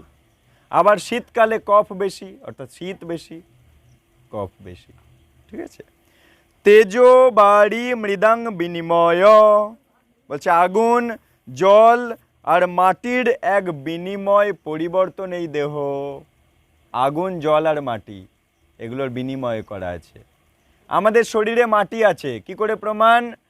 এক টুকরো মাংস, হ্যাঁ, ধরো কারুর শরীর থেকে এক টুকরো মাংস ডাক্তারবাবু কেটে বাদ দিয়েছে, সেই মাংসটা যেখানে ফেলে রাখবে সেটা কি হবে? কিছুদিন পর পচে যাবে না, মাটি হয়ে যাবে না? মাটি হয়ে যাবে। তাহলে মাটি আছে শরীরে। আচ্ছা, শরীরে 75 ভাগ জল আছে। এই যে কফ, থুতু থেকে শুরু করে, চোখের জল থেকে শুরু করে কত জল বেরোচ্ছে আমাদের শরীর থেকে। জল যেমন ঢুকছে জল তেমন বেরিয়েও যাচ্ছে। ঘামের থেকে শুরু করে, প্রস্রাবের থেকে শুরু করে জল বেরিয়ে যাচ্ছে। জল আছে, প্রমাণ হয়ে গেল। মাটি পেলাম, জল পেলাম। তার চেয়ে হালকা হচ্ছে আগুন, অর্থাৎ তাপ। শরীরের থার্মোমিটার দিয়ে আমরা মাপি যে শরীরের তাপমাত্রা কত, 98.4 ডিগ্রি ফারেনহাইট আমরা মাপি। তার বেশি হয়ে গেলে বলি জ্বর হয়েছে, কম হয়ে গেলে আবার বলি এ মরে গেছে রে, শরীরে আর তাপ নেই। তার মানে শরীরে তাপ আছে, প্রমাণ হয়ে গেল। হিট, হ্যাঁ, বা অগ্নি। তাহলে মাটি, জল, অগ্নি, এবার বায়ু চলাচল করছে, পরিষ্কার প্রমাণ হয়ে যাচ্ছে। কেউ মরে গেল আর দেখা যাচ্ছে নিঃশ্বাস প্রশ্বাস হচ্ছে না, বায়ু আজ হচ্ছে না। আচ্ছা, আর কি শব্দ, এই যে কথা বলছি বেরোচ্ছে, কিছু কিছু একটা বেরোচ্ছে, তো সেটা সবার কানে পৌঁছে যাচ্ছে। তাহলে কানের ভেতর দিয়ে গিয়ে, কানের পর্দায় গিয়ে ভাইব্রেশন হচ্ছে এবং আমরা সেটা বুঝতে পারছি। তাহলে শব্দ, আমি এত দূরে আছি, আপনারা শুনতে পাচ্ছেন কি করে? সেই শব্দ এখান থেকে বেরোচ্ছে, শরীর থেকে শব্দ আছে। কেউ মরে গেল, সে আর শব্দও করতে পারছে? বাবা তুমি কোথায় গেলে, কিন্তু বাবা এখানেই শুয়ে আছে, বাবা আর সাড়া দিচ্ছে না, হ্যাঁ কি না? তাহলে শব্দ কি আর আছে ওই শরীরে? বায়ু আছে শরীরে? শব্দ আছে? নেই। বায়ু আছে? নেই। তাপ আছে? নেই। কি পড়ে আছে? মাটি আর জল। ইয়েস, মাটি আর জলের ডেলা ওটা, মাটি আর জলের ডেলা। আর কি বেরিয়ে চলে গেছে? তাহলে কি বেরিয়ে গেছে? আত্মা পরমাত্মা বেরিয়ে চলে গেছে, সূক্ষ্ম দেহ, মন, বুদ্ধি, অহংকার বেরিয়ে চলে গেছে। পাঁচটা কি কি বেরোচ্ছে শোনো, আত্মা, পরমাত্মা, এগুলো চিন্ময়, এগুলো বেরিয়ে চলে গেছে। মন, বুদ্ধি, অহংকার বেরিয়ে চলে গেছে, সূক্ষ্ম দেহ বেরিয়ে চলে গেছে। আর বুদ্ধি করতে পারছে কিছু? কি করে লোকের জমি ঠকিয়ে নেব আর বুদ্ধি করতে পারছে? বেরিয়ে চলে গেছে। আচ্ছা, এই জমিটা আমার, ওই জমিটা আমার, আর অহংকার দেখাতে পারছে কি? তাহলে মন, বুদ্ধি, অহংকার বেরিয়ে চলে গেছে। আত্মা পরমাত্মা বেরিয়ে চলে গেছে, আত্মা পরমাত্মা, মন, বুদ্ধি, অহংকার বেরিয়ে চলে গেছে। আর কি? শব্দ বেরিয়ে চলে গেছে। হ্যাঁ, আর কি? অগ্নি মানে তাপ বেরিয়ে চলে গেছে। আর খাবার খাওয়ালে হজম হয়? হজম হয় না, তাপ বেরিয়ে চলে গেছে। বায়ু বেরিয়ে চলে গেছে। তাহলে 8টা জিনিস বেরিয়ে চলে গেছে। কি পড়ে আছে? না, মাটি আর জলের ডেলা পড়ে আছে। তাহলে সেই মৃত মাটি আর জলের ডেলার প্রতি কেউ শোক করে কি? বুদ্ধিমান যে কৃষ্ণ তত্ত্ব জানে সে কি শোক করবে মাটির ডেলার প্রতি? কারণ আসল বাবা, বাবা তুমি কোথায় গেলে, আসল বাবা আত্মা বেরিয়ে চলে গেছে, নতুন দেহ নেবে বলে, নতুন পোশাক নেবে বলে বেরিয়ে চলে গেছে। সে তার স্বার্থে সে বেরিয়ে চলে গেছে, নতুন দেহ নেব। এই পুরনো ভাঙাচোরা অট্টালিকায় কেন থাকতে যাব? নতুন দেহ নেব, সে তার স্বার্থে কেটে পড়েছে। আত্মা পরমাত্মা বেরিয়ে চলে গেল, মন, বুদ্ধি, অহংকারকে সঙ্গে নিয়ে চলে গেল। হ্যাঁ, শব্দ, অগ্নি বায়ুকে নিয়ে চলে গেল, পড়ে আছে মাটি আর জলের ডেলা। মাটি আর জলের ডেলা নিয়ে কেউ কাঁদে? গীতার জ্ঞানটাই এই জায়গাটায়। যখনই আমরা এই জ্ঞান পেয়ে যাব তবে শোক থেকে জয় করতে পারবো, নতুবা এই জ্ঞান বিনা শোককে কস্মিন কালেও জয় করতে পারবেন না। এই জ্ঞান যে পেয়ে গেছে সে কিন্তু আর এই মিছামিছি শোক করে না, না, এই জন্য, কারণ তার সেই জ্ঞান জেগে গেছে। অর্জুন এই জায়গাটায় ভুল করছিল, খুব পণ্ডিতের মতো কথা বলছে, কিন্তু মূল জ্ঞানটা নেই তার, যে কেমনভাবে একজন প্রাজ্ঞ ব্যক্তি, পণ্ডিত ব্যক্তি শোক করে না। শোক না করার পিছনে কি জ্ঞান, সেই জ্ঞান কিন্তু অর্জুনের ছিল না। আচ্ছা, কিন্তু জড় জগতের সমস্ত ব্যক্তি এই থলিটাকে সাজানো নিয়ে ব্যস্ত। থলিটার কি করে যত্ন করা যায়? যতই যত্ন করো ওই থলি একদিন ফেঁসে যাবে। কেউ রাখতে পেরেছে? সবাই যত্ন করছে, কেউ রাখতে পেরেছে কি? পারবে না, থলি ফেঁসে যাবে। আচ্ছা, সুতরাং জড়া প্রকৃতিতে সব বস্তু এই তিনটে জড় উপাদানের সমন্বয়ে তৈরি। এছাড়া আছে বায়ু, আকাশ। শুষ্ক করার জন্য বায়ুর প্রয়োজন। সবই এই পাঁচটা উপাদানের সমন্বয় মাত্র। পাঁচটা উপাদান দিয়ে এই শরীর তৈরি, জড় জগৎটাও তৈরি। সুতরাং আমাদের এই দেহটাও পঞ্চভূত দিয়েই তৈরি। প্রকৃতিতে যা আছে প্রকৃতির জিনিস দিয়েই তো এই শরীর তৈরি। প্রকৃতিতে এই পাঁচটা জিনিস আছে, মাটি, জল, অগ্নি, বায়ু, তাপ, হ্যাঁ, আর আমার শরীরটাও তাই দিয়ে তৈরি। কারণ আমার শরীরটাও একদিন আবার প্রকৃতিতে এই মাটি হয়ে যাবে, জল হয়ে যাবে, অগ্নি হয়ে যাবে, বায়ু হয়ে যাবে, শব্দ হয়ে যাবে। আজ সেগুলো মিশে এই ঘরটা, আমার এই দেহটা, বিল্ডিংটা তৈরি হয়েছে। প্রকৃতিরই জিনিস, কয়েকটা বছরের জন্য বিল্ডিং তৈরি হয়েছে, আবার ক্রেন দিয়ে ধ্বংস করে দিলে আবার সেই প্রকৃতির জিনিস প্রকৃতিতে মিশে যায়। যেমন এই বাড়িটা আগে ছিল না, কিন্তু এই বাড়িটা তৈরি করবার জন্য প্রকৃতি থেকেই আমরা ইট জোগাড় করেছি, প্রকৃতি থেকেই আমরা পাথর গুঁড়ো করে সিমেন্ট বানিয়েছি, প্রকৃতি থেকেই জল নিয়েছি, প্রকৃতি থেকেই কাঠ নিয়েছি, প্রকৃতি থেকেই লোহা রড নিয়েছি, নিয়ে আজ এটা বানিয়েছি। আবার একদিন না একদিন এই অট্টালিকা ভেঙে ধ্বংস হয়ে যাবে, প্রকৃতির জিনিস প্রকৃতিতেই মিশে যাবে, হ্যাঁ কি না? একই জিনিস। তাই এই অনিত্য চক্র থেকে বেরোনোই আমাদের জীবনের উদ্দেশ্য। এই চক্রতে ঘুরপাক খেলে হবে না, আত্মাকে এখান থেকে বের করতে হবে। আকাশচুম্বী অট্টালিকার কোনো আত্মা নেই, আত্মাই হলো মূল বিষয়। হ্যাঁ, আকাশচুম্বী অট্টালিকার কোনো আত্মা নেই, একই স্থানে সে আবদ্ধ। আকাশচুম্বী অট্টালিকা কিন্তু কোথাও যেতে পারে? জড় বস্তু, যতই বড় হোক না কেন জড় বস্তু, ও কোথাও যেতে পারছে না। একটা বিরাট অট্টালিকাকে আমি ডাকছি, এই অট্টালিকা শোনো, আমার কাছে আসো, সে কিন্তু আসছে না। এর আত্মা আছে, প্রাণ আছে? জড় বস্তু, যতই বড় হোক না কেন এর কোনো প্রাণ নেই, জড় বস্তু। প্রভুপাদ বলছেন সে একই স্থানে আবদ্ধ, কিন্তু দেহের মধ্যে আত্মা আছে, তাই দেহটা চলাফেরা করতে পারছে। এর মধ্যে আত্মা নেই, তাই এটা চলাফেরা করতে পারছে না। ঠিক আছে, এটাই পার্থক্য। আত্মাই হলো মূল বিষয়। পশুরা তা জানে না। আমরা বিমান তৈরি করি, কিন্তু বিমানের কোনো আত্মা নেই। ওই বিমানে একজন আত্মারূপী একজন ব্যক্তিকে যদি বসানো হয় তবে কিন্তু বিমানটা চলবে, নইলে ওই বিরাট বিমান যেখানকার সেখানেই পড়ে ধীরে ধীরে ধীরে ধীরে ক্ষত হয়ে যাবে, হবে না? একটা সুন্দর প্রচুর কোটি টাকা খরচা করে একটা বিমান বানানো হলো, কিন্তু কোনো ড্রাইভারকে বসানো হলো না, তাহলে কি হবে? ধীরে ধীরে অত দামি, অত চকচকে সুন্দর যে বিমান একসময় মাটির জিনিস মাটিতেই মিশে যাবে অটোমেটিক। টাইটানিক বিরাট জিনিস বানানো হয়েছিল, হ্যাঁ, যখন ওর মধ্যে আত্মা ছিল, ড্রাইভার ছিল, পাইলট ছিল, চালাচ্ছিল। যেই টাইটানিক ডুবে গেল আর কোনো আত্মা ওখানে বসে নেই যে কিনা চালাবে, সেই সমুদ্রের তলায় গিয়ে ধীরে ধীরে মাটির জিনিস মাটিতেই মিশে যাচ্ছে, প্রকৃতির জিনিস প্রকৃতিতেই মিশে গেল। এই জ্ঞান আমাদের নিতে হবে। ফার্স্ট আগের চ্যাপ্টারগুলো আমরা কি বুঝলাম? মানুষ আর পশুর তফাৎ কি, তারপর বুঝলাম জ্ঞান কোথা থেকে নেব, এবার ধীরে ধীরে জ্ঞানের মধ্যে ঢুকছি। কি জ্ঞান নেব, সেই জ্ঞানটা কি আসলে? হ্যাঁ, তো ক্রমশ প্রকাশ্য, যে ধৈর্য ধরবে সে মিষ্ট ফলটা পাবে একদিন, এই জ্ঞান পাবে সে। কিন্তু যাদের ধৈর্য নেই কেটে পড়েছে। আচ্ছা, আত্মাই হলো মূল বিষয়, পশুরা তা জানে না। আমরা বিমান তৈরি করি কিন্তু বিমানের কোনো আত্মা নেই, কিন্তু অন্য একটা আত্মা বিমান চালক, বিমানটা তত্ত্বাবধান করলে, পরিচালনা করলে বিমানটা আবার ওড়ে।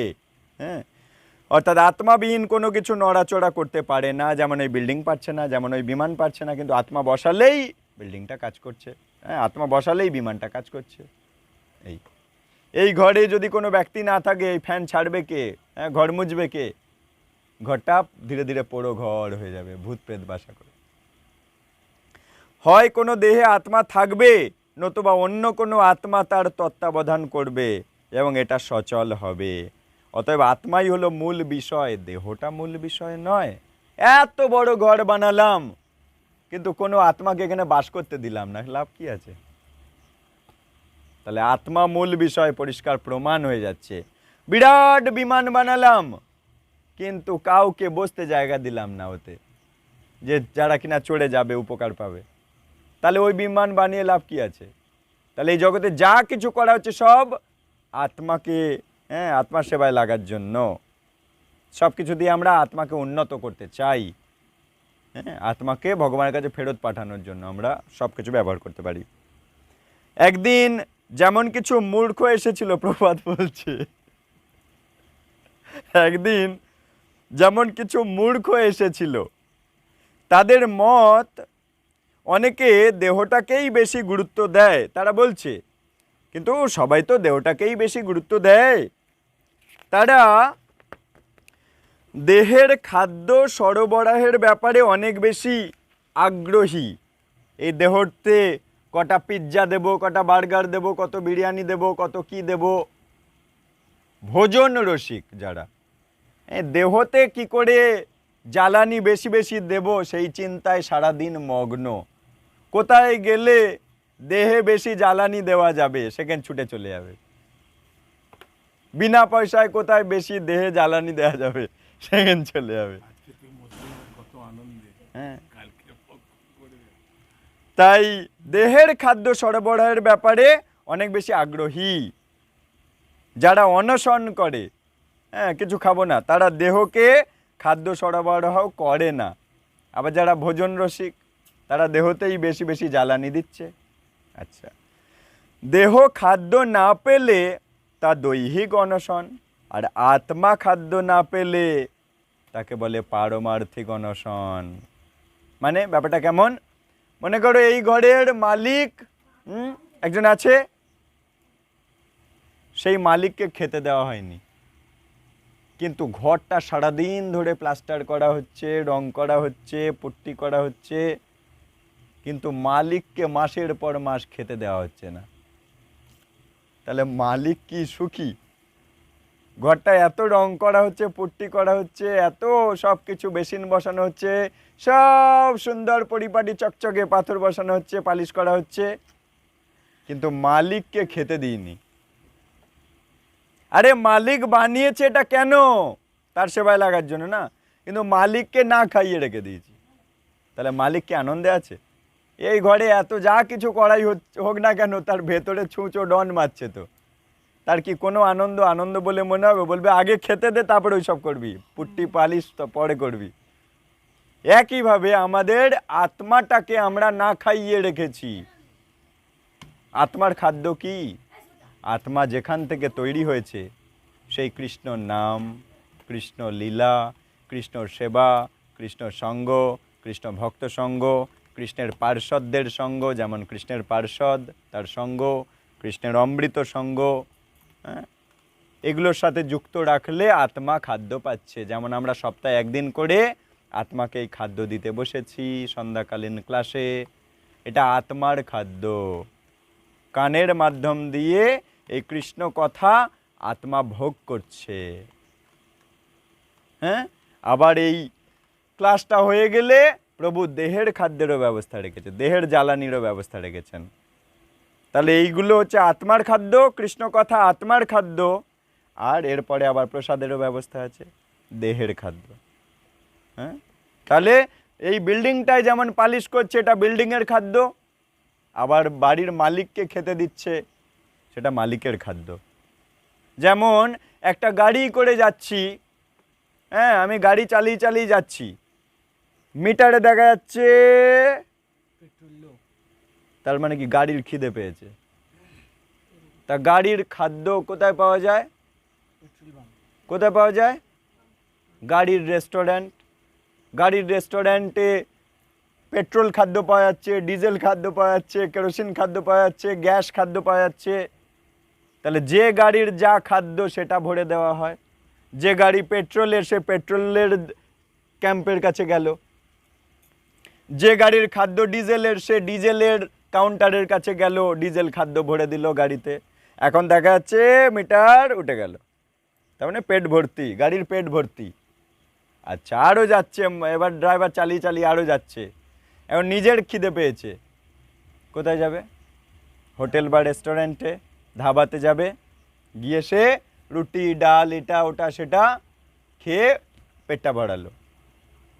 তাহলে কি, যেমন গাড়ির খাদ্য দিতে হলো, তেমন মালিকেরও খাদ্য দিতে হলো বা ড্রাইভারের খাদ্য দিতে হলো। একইভাবে এইটা সেই গাড়ি, এই গাড়িতে খাদ্যের ব্যবস্থা রেখেছেন প্রভু, আবার আত্মারও খাদ্যের ব্যবস্থা করেছেন। এই দুটো খাদ্যের ব্যবস্থা এখানে আছে।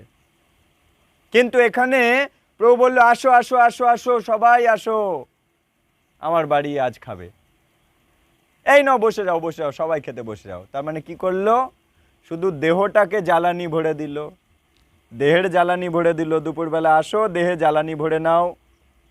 কিন্তু কৃষ্ণ কথার আয়োজন করিনি আমি, তার মানে আত্মার জ্বালানি দিল না, গীতা পাঠের ব্যবস্থা করলো না, কৃষ্ণ নাম জপ ভজন কীর্তনের ব্যবস্থা রাখেনি। তার মানে কি আত্মাকে না খাইয়ে রাখলো। ওই সেবা কি পূর্ণ সেবা হলো? কিন্তু বৈষ্ণবীয় যে কোনো অনুষ্ঠানে আপনি দেখেছেন এমন হয়েছে?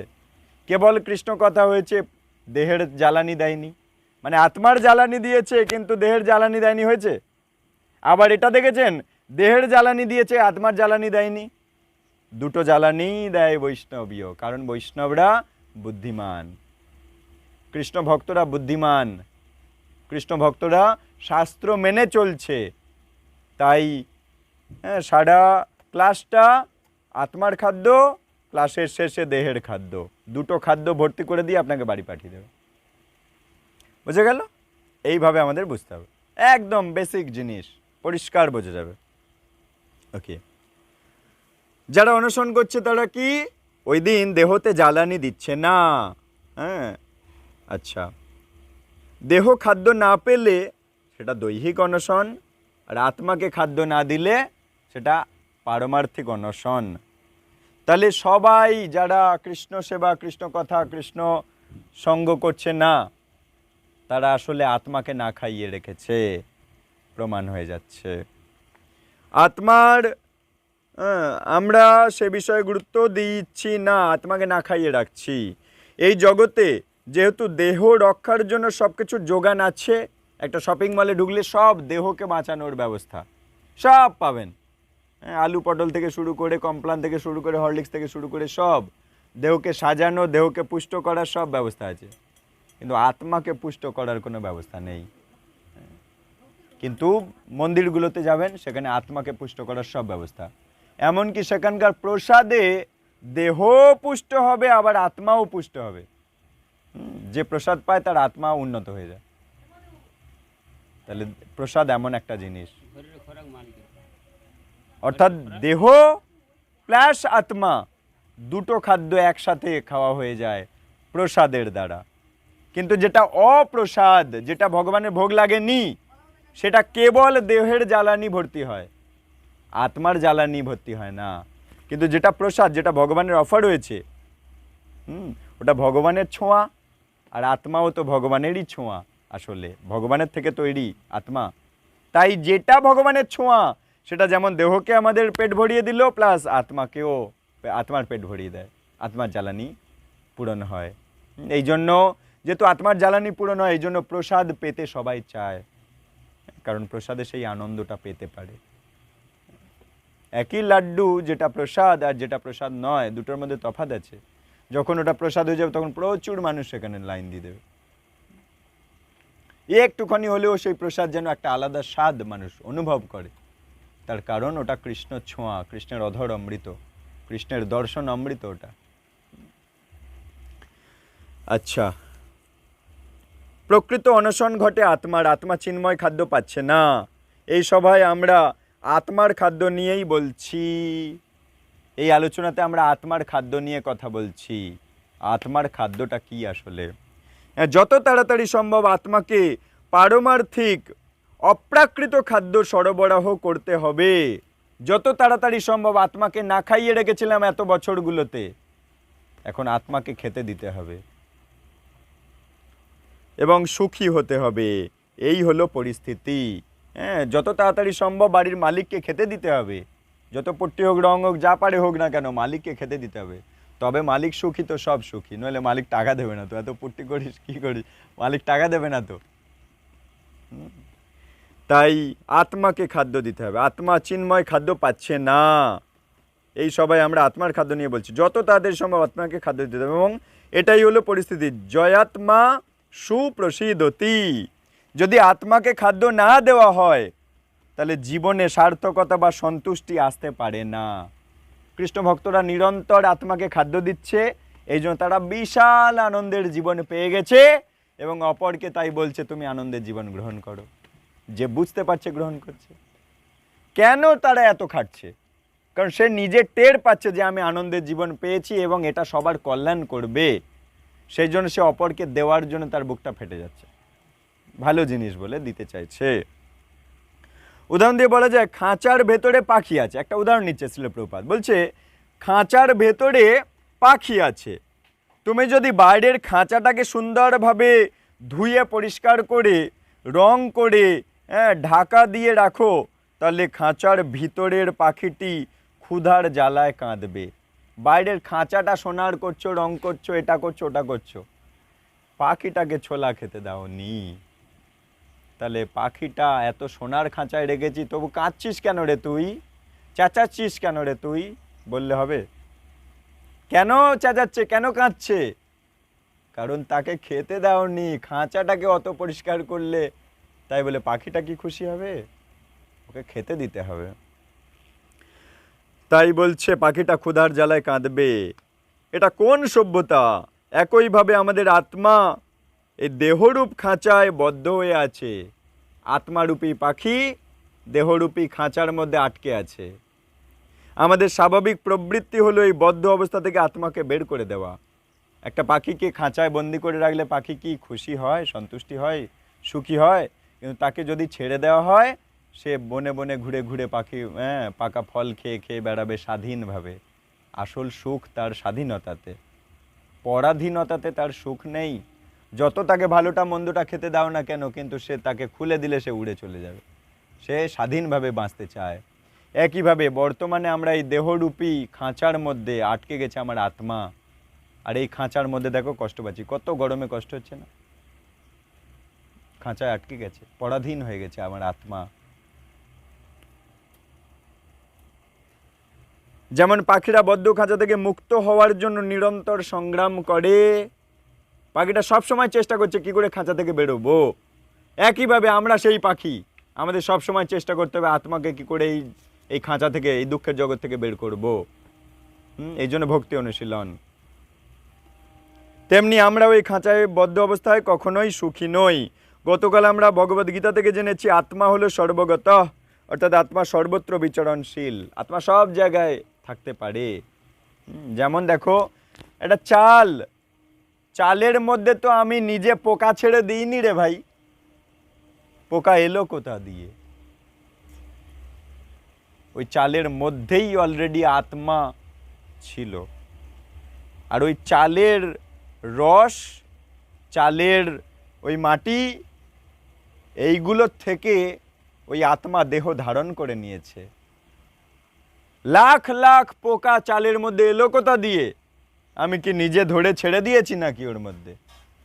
কোথা দিয়ে এলো? চাল পোকা চালের ভেতরে ঢুকে আছে বসে। এত লাখ লাখ পোকা এলো কোথা থেকে? আত্মা সর্বত্র বিচরণশীল, আত্মা সব জায়গায় বিরাজ করছে। আত্মা এত সূক্ষ্ম, সে আমরা যার উপরে বসে সমস্ত জায়গায় আত্মা বিরাজ করছে। প্রতিটা অণু পরমাণুর মধ্যে আত্মা পরমাত্মা বিরাজ করছে। ওই চালের এক একটা কণার মধ্যে অনেক আত্মা বিরাজ করছে। তার মধ্যে থেকে বিশেষ আত্মা ওই চালের জিনিসটাকেই দেহ বানিয়ে নিয়েছে। তার দেহটা ওই চাল থেকেই রস পেয়েছে, চাল থেকেই খাদ্য পেয়ে দেহ বানিয়ে নিয়েছে। আত্মা এইভাবে দেহ ধারণ করে চালের মধ্যে পোকা কুড়ে কুড়ে খাচ্ছে, কে চাল পোকা হয়ে ঘুরছে। বোঝা গেল? এটা বন্ধ করা কোটোর মধ্যে পোকা হয়ে যাচ্ছে কি করে?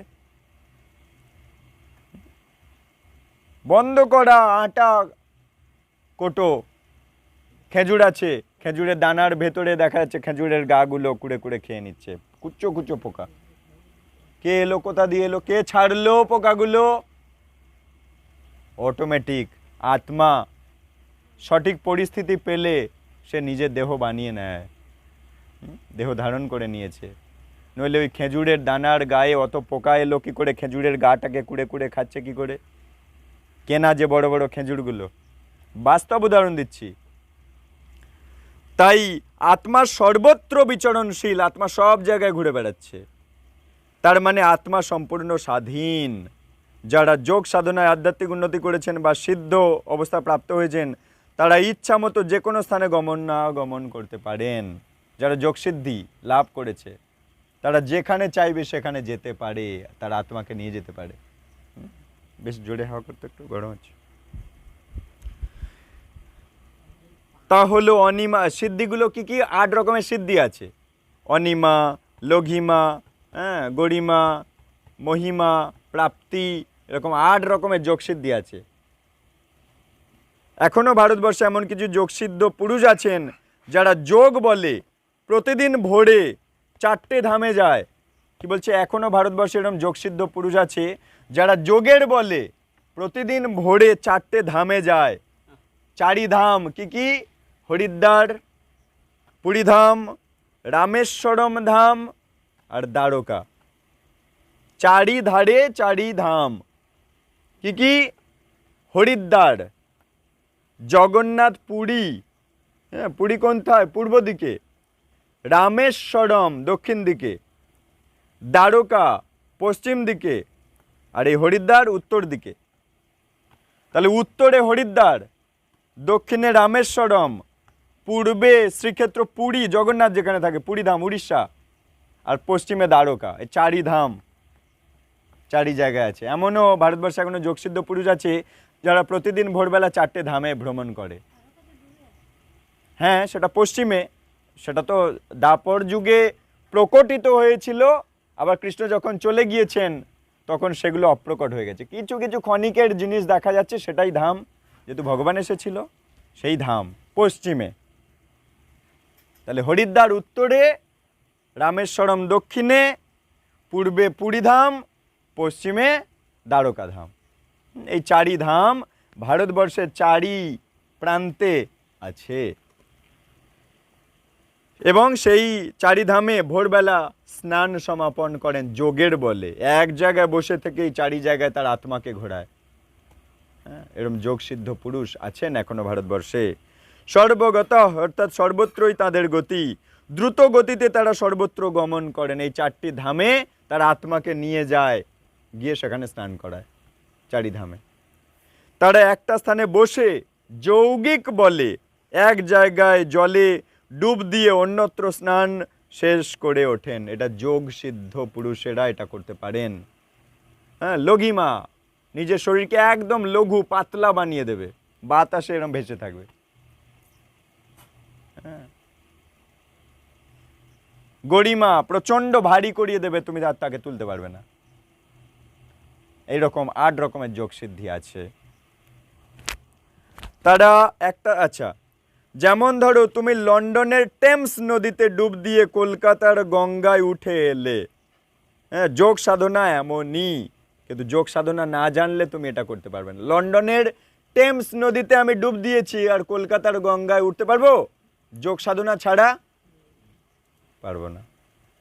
সুতরাং আত্মা এমন স্বাধীন, প্রভুপাদ বোঝাতে চাইছে আত্মা এমন স্বাধীন যে যেখানে খুশি সেখানে গমন করতে পারে, কিন্তু বর্তমানে আমরা তা পারছি না, কারণ আমরা খাঁচার মধ্যে আটকে আছি। হ্যাঁ, এখান থেকে কুলপি যেতে বললে পায়ে কত ব্যথা, আত্মাকে কুলপিতেই নিয়ে যেতে পারছি না। কিন্তু আমাদের শরীরের আবদ্ধতা এই স্বাধীনতাকে খর্ব করে দিচ্ছে।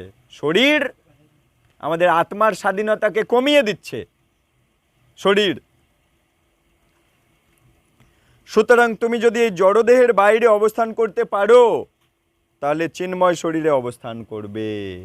এই জড়দেহটাকে ছেড়ে আমরা চিন্ময় শরীর পেতে চাই, ভগবত ধামে সেটা পাওয়া যাবে। যেমন নারদ মুনি সর্বত্র গমন করতে পারেন, বিচরণ করাই তার কাজ। নারদ মুনি একসময় আমাদের মতো, তোমার আমার মতো দাসী পুত্র ছিল, মানুষ, এই রক্ত মাংসের শরীর, কিন্তু সে আজ এই ভক্তি অনুশীলনের ফলে এমন দেহ পেয়েছে, চিন্ময় দেহ, জড় মাংসের দেহ না, রক্ত মাংসের দেহ না, সেই চিন্ময় দেহ পেয়েছে। এবং সে এই সৃষ্টির জড় জগতেও, বৈকুণ্ঠ জগতেও, ভগবত ধামে, গোলক বৃন্দাবনেও যেখানে খুশি সেই নারদ মুনি তার দেহকে নিয়ে ঘুরতে পারবে, কারণ তার দেহটা চিন্ময় দেহ, আমার তোমার দেহটা রক্ত মাংসের দেহ। হ্যাঁ, তাহলে তার আত্মা ওই স্বাধীন হয়েছে, আর আমাদের আত্মা বর্তমানে এই খাঁচার মধ্যে, শরীরের মধ্যে আটকে আছে। আর স্বাধীন করবার জন্যই আমরা কৃষ্ণ নাম জপ করি। নারদমণিও ওই কৃষ্ণ নাম, কৃষ্ণ আরাধনা, কৃষ্ণ স্মরণ বন্ধনের ফলেই আজ চিন্ময় দেহ পেয়ে ঘুরে বেড়াচ্ছে। আমরা কৃষ্ণের পুত্র, আত্মা হচ্ছে কৃষ্ণের পুত্র, কৃষ্ণের পুত্র ওই রকম স্বাধীন আসলে, কিন্তু আবার আমরা বর্তমানে সেই প্রভুত্ব করার অহংকার করেছিলাম, আটকে গেছি, শাস্তি পাচ্ছি, হয়ে এসছে। মাঝে মাঝে তিনি নারদমণির কথা বলছে, মাঝে মাঝে তিনি বৈকুণ্ঠ লোকে যান, আবার কখনো তিনি এই জড় জগতে অবতরণ করেন, আমাদের কল্যাণ করার জন্য আমাদের কাছে আসেন। তিনি যেমন দস্যু রত্নাকরের কাছে এসেছিল নারদমণি, এসে উপদেশ দিল, তুমি রাম নাম জপ করো,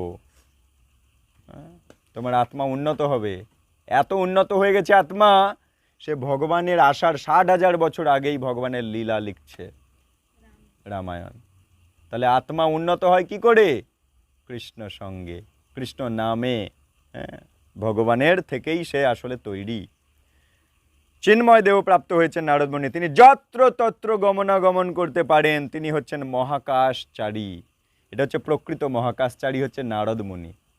মহাকাশে বিচরণ করছে, কোনো বিমান লাগছে না, কোনো কিচ্ছু লাগছে না, কোনো মিসাইল রকেট লাগছে না, কোনো হাওয়াই বেলুন লাগছে না নারদমণির।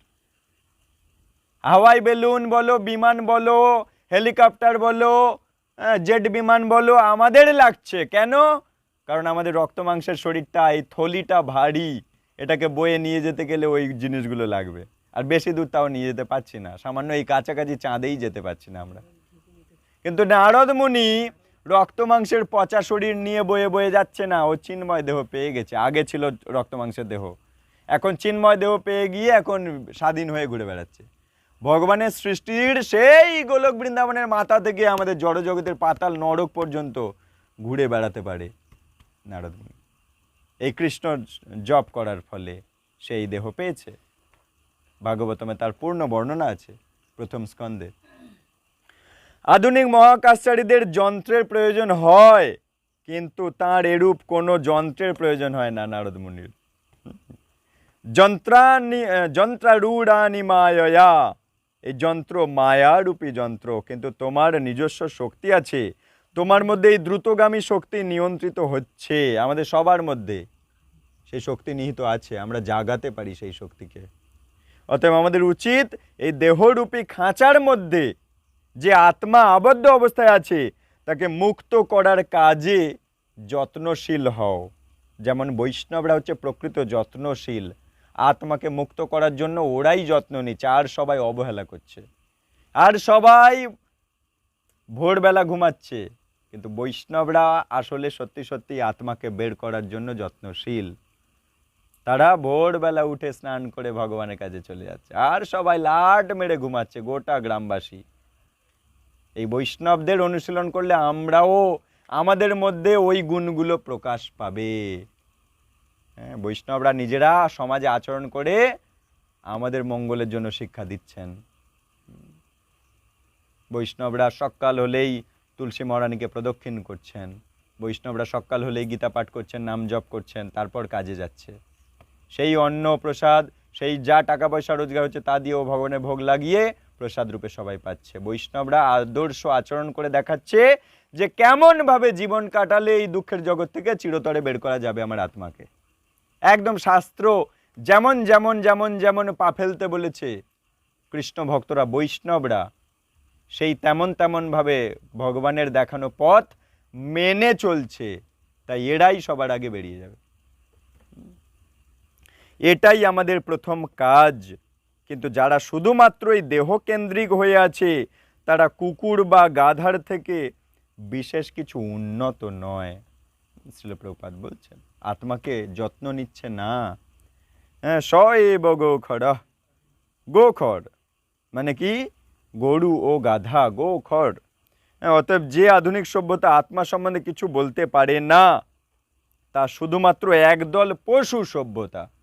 প্রভুপাদ বলছে যে সভ্যতা, যে সমাজ, যে শিক্ষক আত্মা সম্বন্ধে কিছু বলতে পারছে না সেই সমাজ পশু সভ্যতা। সেই সমাজের সবাই পশুর মতো, বুদ্ধির পশুর মতো, তাদের জ্ঞান পশুর মতো। আমি বলছি শ্রীল প্রভুপাদ ভেঙে বলে দিচ্ছে, সুতরাং তারা জানে না তাদের কর্মলব্ধ ফলটা কি। তারা ধর্ম, শুদ্ধতা বা সৎকর্মের পরোয়া করে না, তারা সব কিছুই গ্রহণ করে। এই হলো আসরিক সভ্যতা। হ্যাঁ, প্রভুপাদ আমাদেরকে আমাদের চোখের ছানি একবার ধরে ধরে ছানি পরিষ্কার করে দিচ্ছে। হ্যাঁ, অজ্ঞানতার ছানি পরিষ্কার করে দিল না আজকের ক্লাসে? অজ্ঞানতার ছানি ধরে ধরে ধরে ধরে অপারেশন করে দিচ্ছে। প্রতিটা ক্লাসে আমাদের আসলে অজ্ঞানতার ছানির অপারেশন হচ্ছে। একদিন ছানি সব কেটে যাবে, যেই জ্ঞান চোখ আমাদের খুলে যাবে তখন আমরা বুঝতে পেরে যাব আসলে আমরা কে। তাই এই চ্যাপ্টারের নাম আমি কে। ঠিক আছে?